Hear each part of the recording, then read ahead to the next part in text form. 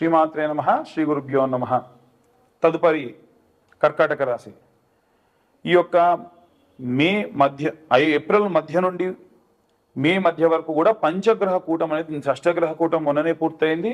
ఇక పంచగ్రహ కూటం ఉందండి. ఎలాంటి ప్రతిఫలాలు ఉంటాయి? అంత భయపడే విషయాలు ఏం లేవు ఈ రాశి వారికి. ముఖ్యంగా నవమ స్థానంలో ఈ యొక్క 5 గ్రహాలు ఉండడం వలన, అంటే ఈ 5 గ్రహాలు ముఖ్యంగా సూర్యుడు, అలాగే బుధుడు, చంద్రుడు.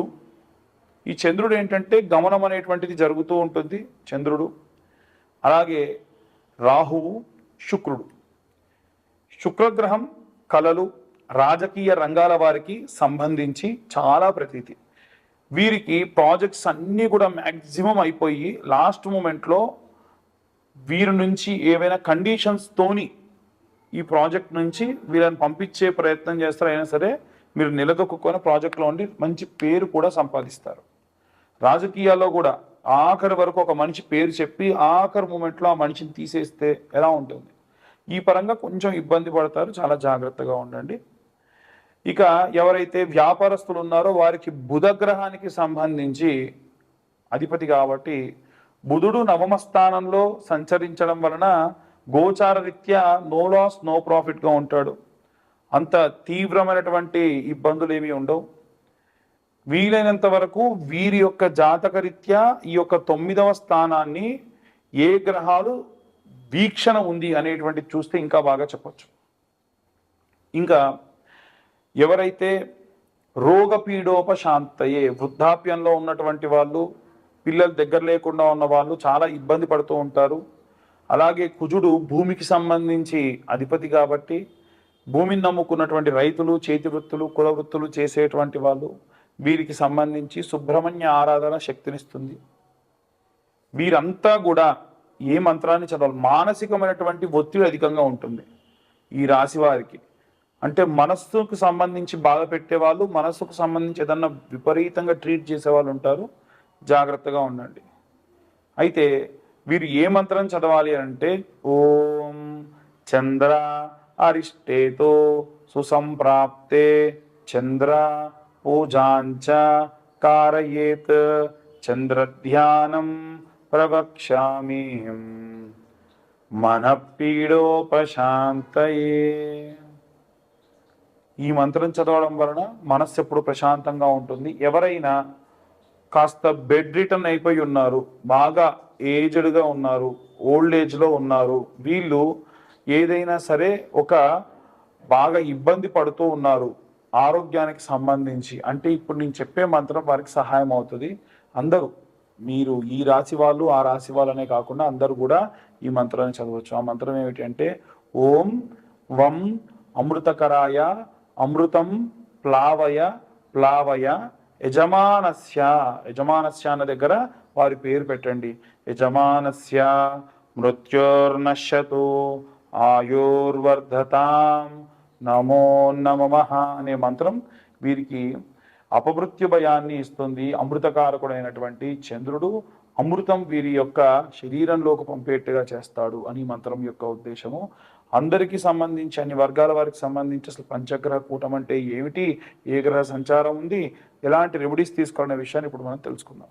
మనకు పంచగ్రహ కూటమి అనేటువంటిది ఈ నెల 9వ తారీఖు నుండి ఆల్మోస్ట్ 18, 19వ తారీఖు వరకు కూడా 5 గ్రహాలు మీనరాశిలో ఉన్నాయి.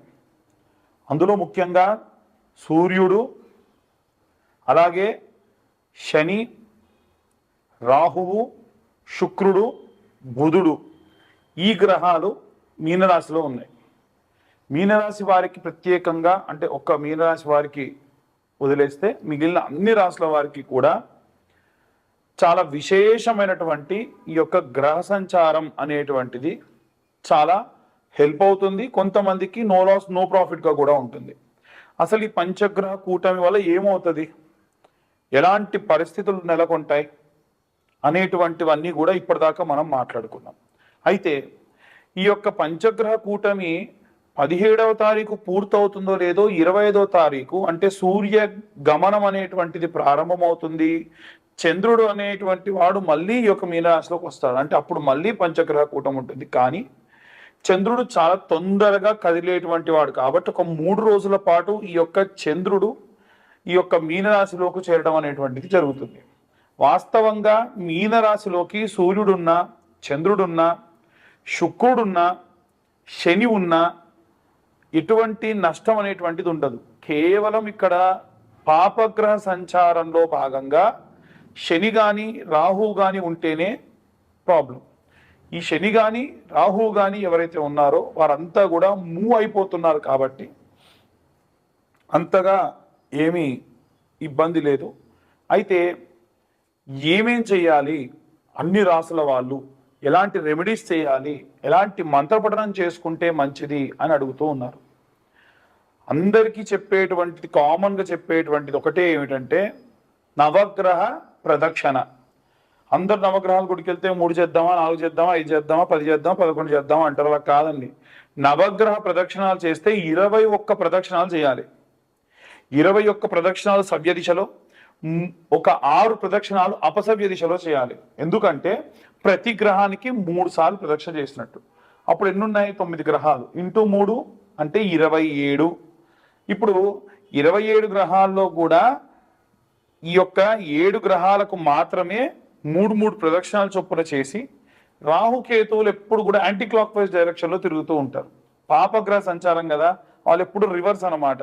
అంటే ముందు నుంచి కాకుండా వెనక నుంచి రావడము, ఏదైనా సరే కుడి చేత్తో కాకుండా ఎడమ చేత్తో చేయడం, ఇలాంటివి చేస్తూ ఉంటారు. కాబట్టి వీరికి మనం ప్రదక్షిణ కూడా అపసవ్య దిశలో చేయాలి.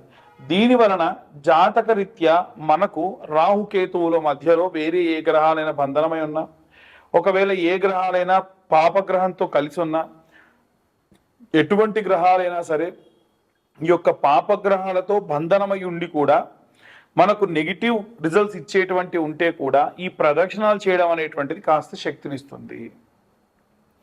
చిన్నపిల్లల దగ్గర నుండి వృద్ధుల వరకు, అంటే చదువుకునే విద్యార్థులు కానీ, గృహిణులు కానీ, ఉద్యోగస్తులు కానీ, వ్యాపారస్తులు కానీ, విడివిడిగా ఏం లేదండి, అందరికీ కామన్గా ఒకే ఒక్క విషయం ఏమిటంటే ఆదివారం నాడు పిరికెడు గోధుమలు ఒక తమలపాకు కానీ ఏదైనా ఆకు డొప్పలో వేసి దానిపైన ₹1 బిల్ల నిలబెట్టి సూర్యగ్రహానికి నివేదన చేయండి.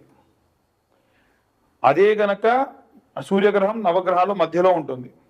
అదే మీరు చంద్రుడికి చేయాలంటే సోమవారం నాడు పిరికెడు బియ్యం తీసుకెళ్ళి ఒక ఆకుడొప్పలో వేసి, లేదా ఒడ్లుంటే ఒడ్లు తీసుకెళ్ళి ఆకుడొప్పలో వేసి చంద్రుడి దగ్గర పెట్టి ₹1 బిల్ల దాంట్లో నిలబెట్టండి. బెల్లం అనేటువంటిది నవగ్రహాలకి నివేదన చేస్తే చాలా మంచిది. ప్రతి ఒక్క గ్రహం దగ్గర ఇంత బెల్లం ముక్క పెట్టండి. ఇంతకు మించి మీరు నవగ్రహాలకు చేసేది ఏమీ లేదు. విగ్రహాలు అధికంగా తాకకుండా ఉంటే మంచిది. అలాగే కుజగ్రహం దగ్గరికి వెళ్తే కందులు కానీ, కందిపప్పు కానీ ఆకుడొప్పలో వేసి ₹1 బిల్ల పెట్టి ఒక బెల్లం ముక్క పెట్టి నివేదన చేయండి. చూపించండి, అంతే సరిపోతుంది. అలాగే బుధగ్రహానికి పూజ చేసినప్పుడు పెసర్లు, పిరికెడు పెసర్లు తీసుకొని ఆకుడొప్పలో లేదా తమలపాకులో వేసి ₹1 బిల్ల వేసి బుధగ్రహం ముందు పెట్టండి. అలాగే శనగలు తీసుకొని వెళ్ళి గురుగ్రహం ముందు పెట్టండి. అలాగే ₹1 బిల్ల, బెల్లం కామన్ అన్నిటికీ కూడా. శుక్రగ్రహం దగ్గరికి వెళ్తే బొబ్బెర్లు లేదా అల్చందలు అంటారండి. ఈ బొబ్బెర్లు తీసుకొని వెళ్ళి పిరికెడు బొబ్బెర్లు వేసి దాంట్లో ₹1 బిల్ల వేసి పెట్టండి. శని గ్రహం దగ్గరికి వెళ్ళినప్పుడు మాత్రం విగ్రహాన్ని ఎట్టి పరిస్థితుల్లో ఆడవాళ్ళు తాకొద్దు, మగవాళ్ళు కూడా తాకుండా ఉంటే మంచిది. పిరికెడు నువ్వులు, దాంతోపాటు ₹1 బిల్ల. ఆ ₹1 బిల్ల కూడా వీలైతే స్టీల్, అంటే ₹1, ₹2 లాంటివి అయితేనే బెస్ట్. ₹5 పెట్టకండి. పెట్టి దాంట్లో బెల్లం ముక్క పెట్టి ఇంతంత నువ్వుల నూనె శనేశ్వరుడి పై నుంచి పోయండి. ఆవ నూనె పోసినా మంచిదే. నల్ల రంగు ధాన్యం నుండి వచ్చినటువంటిది ఏ నూనె పోసినా శనికి చాలా ఇష్టం. ఇక రాహుకైతే మినపప్పు లేదా మినుములు వేసి ₹1 బిల్ల వేసి ఇంతంత ఆ యొక్క బెల్లం ముద్ద పెట్టేసి నమస్కరించుకోండి. అలాగే కేతువుకైతే ఉలవలు, నల్ల రంగులో ఉండేటువంటి ఉలవలు ఉంటాయి కదా, ఈ ఉలవలు ఓ పిరికెడు ఆకుడొప్పలో వేసి లేదా తమలపాకులో వేసి ₹1 బిల్ల దాంట్లో పెట్టేసి ఇంత బెల్లం నైవేద్యంగా పెట్టండి. చాలు. ఈ షష్టగ్రహ కూటములు, పంచగ్రహ కూటములు, జాతకరీత్యా ఉన్న దోషములు ఇవన్నీ పోవడానికి ఒక్క వారం పాటు మనకు సోమవారం నుండి ప్రారంభిస్తే, మళ్ళీ లేదా ఆదివారం నాడు ప్రారంభిస్తే ఈ యొక్క శనివారం వరకు ఈ రెమెడీస్ చేసుకుంటే సరిపోతుంది. ఇప్పుడు మీ అందరికీ ఒక డౌట్ వస్తుంది, ఏమిటంటే ఉన్న గ్రహాలు 9 అండి, మీరు చెప్పిందేమో వారం రోజులు ఎలా చేయాలి? మంగళవారం నాడు రాహుకేతువులకు చేసేయచ్చు, కుజుడితో పాటు రాహుకేతువులకు చేయొచ్చు. లేదు ఆదివారం నాడే సూర్యుడితో పాటు రాహుకేతువులకు కూడా చేయొచ్చు, ఎటువంటి దోషం లేదు.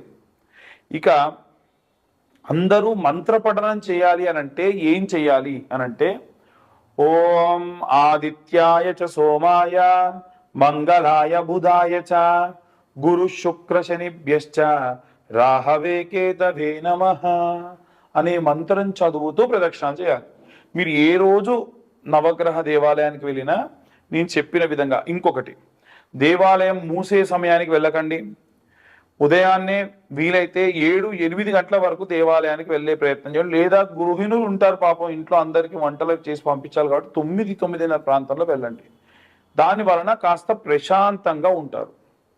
ఇక చాలా మంది మీ యొక్క పేర్ల గురించి అడుగుతున్నప్పుడు మీ పేర్లు చెప్పి వాటికి సంబంధించి జాతకం చెప్పమంటున్నారు.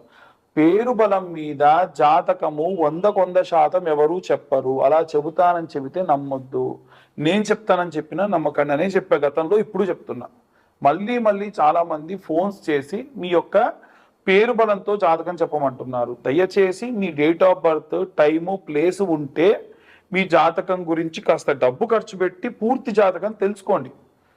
ఒక 2025 రూపాయలు మొత్తం ఈ యొక్క జీవితకాలానికి సంబంధించిన జాతకం 60 పేజీల్లో మీకు అందిస్తున్నా ఈ 2025 సంవత్సరంలో. అంతకు మించి కూడా మీరు ఖర్చు పెట్టాల్సిన అవసరం లేదు. రెమెడీస్, దానికి తగ్గ రెమెడీస్ మీకు పంపించడము, చెప్పడం కూడా జరుగుతుంది. ఎట్టి పరిస్థితుల్లో వీటికి వినా ఇంతకు మించి ఇంకేం కూడా చేసేటువంటి అవసరం లేదు. అందరూ కూడా జాగ్రత్తగా ఉండండి. మన వాతావరణము కూడా ఈసారి చాలా విపరీతంగా ఉంది. ఎండలు బాగా ఉన్నాయి. ఎండాకాలంలో వర్షాలు అప్పుడప్పుడు అధికంగా పడుతూ ఉంటాయి.